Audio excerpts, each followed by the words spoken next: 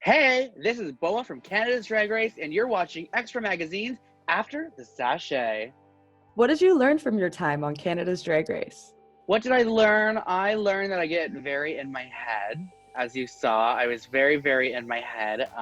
I learned to not do that because it messed me up a bit, which is why I'm here now. I learned to not be afraid. Something I've always kind of gone for is to just be authentically myself and not be afraid to be loud and be proud and be who I am. And I definitely learned that I had to do that on the show.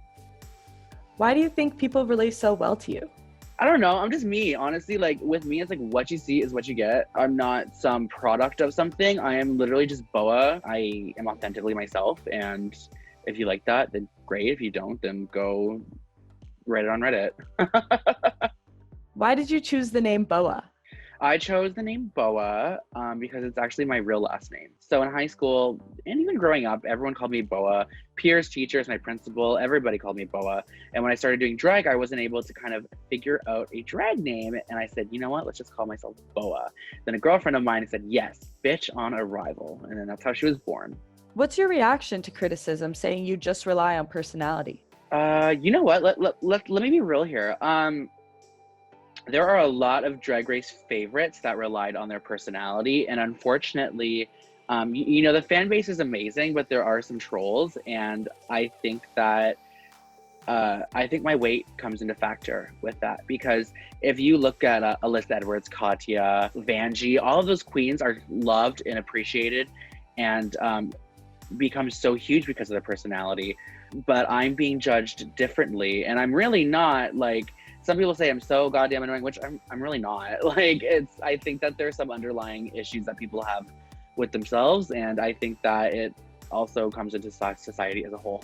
How did the conversation about the hate crime you experienced start? So we were talking about safety in the community because we did our maxi challenge about bachelorettes. I thought this is a good opportunity to speak out about what happened to me, since I am on such a big platform, and I did that with the hopes of hopefully helping at least one person. Hopefully somebody watches that and if they're going through it or know someone who's going through it, they can know that they're not alone, and they can see that it can happen to anybody.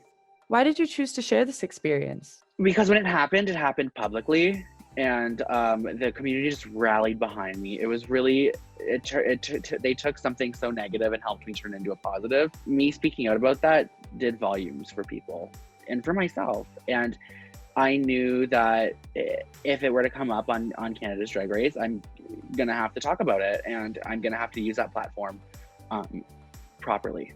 Why is it important for LGBTQ2 people to support each other?